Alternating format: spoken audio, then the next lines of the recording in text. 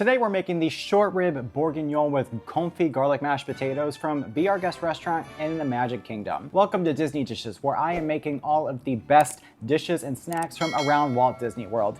None of these recipes or concepts belong to me. I am simply making my own recipes inspired from the favorites around the parks. Today we have the short rib bourguignon from Be Our Guest restaurant in the Magic Kingdom, which is one of the most popular dishes there according to my research. I love boeuf bourguignon, and using short rib instead of chuck just sounds like a dream come true, so let's make it. We're going to start by chopping our vegetables. Now, anytime I make a stew, especially this beef bourguignon, I like to make large, rough cuts of vegetables because they cook down, and if you cut them too small, they're pretty much just going to disintegrate as it cooks. So I like to cut these carrots nice big diagonal. They just look pretty that way. I take a whole yellow onion, and I just cut that into quarters, actually, well, eighths. I cut it in half and then cut each half in quarters, so that would be eighths, my friends. Math is fun. And then I just separate all the layers and the vegetables are good. I also like to take a whole head of garlic, cut it in half lengthwise, and that's going to go in later on. Now I have a few pounds of this gorgeous short rib. You want to season it very liberally with salt and pepper on all sides.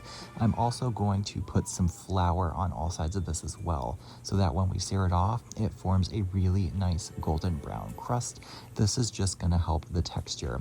So after our short rib is all seasoned and coated in flour, we're ready to move on over to our Dutch oven. You want to use a large Dutch oven or pot if you have one. We're going to start by cooking off some bacon. You want to start in a cold pan and turn it up to medium so that as the pan warms up, the fat renders out of the bacon a little bit easier without the bacon overcooking. Now, I, for some reason, got pretty lean bacon, so not a whole lot of fat rendered out of this, but fret not, my friends. If this happens to you, you can always use some extra virgin olive oil and you'll be good to go. So once your bacon is browned, if you need olive oil, throw some in the Dutch oven, and then we're going to sear off the short rib. Do it in batches if you need to, since these are huge, massive chunks of short rib, and doing them 2 at a time. Just a couple minutes on each side, turning while they're on a medium-high heat to get that golden brown crust.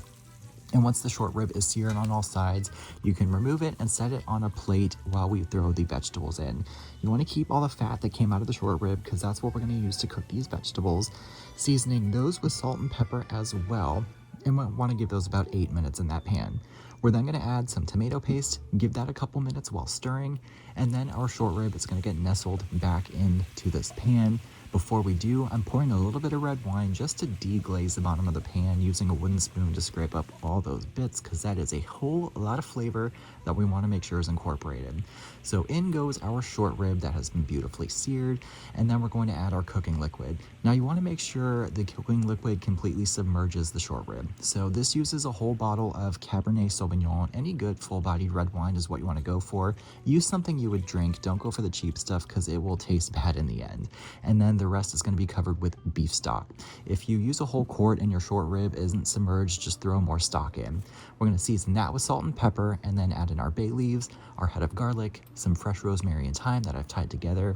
And then I like to add mushrooms to this. So I have some portobello mushroom caps cut in very large chunks, and the bacon went in as well. Brought to a simmer, and that goes in at 300 for 4 hours. Now for confit garlic, it's just garlic cloves and oil that you bring to a simmer. I put it in a 300-degree oven for an hour until the garlic was really brown and tender, and that's your confit garlic, and that oil is delicious.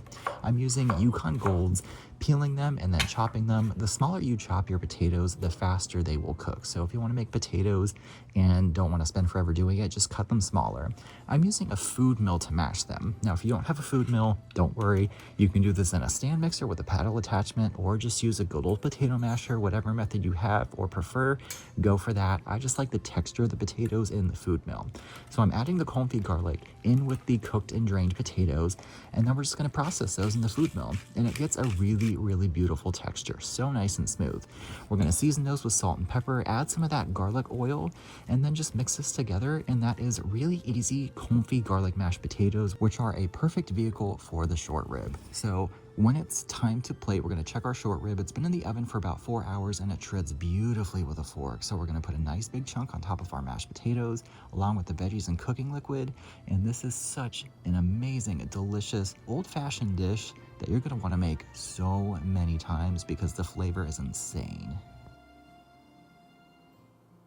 There's something about the smell of this cooking away in the oven that's just so comforting, and you know it's gonna be good. Oh my God. The short rib just melts in your mouth. So tender, so much flavor. And then the mashed potato, so smooth. You get that garlic flavor. Really the perfect pairing, an incredible dish. I see why people love this so much. Be sure to comment and let me know what your favorite Disney dishes are, and I will certainly throw them into this series. Make sure you like and subscribe to my channel, and I'll see you guys next time.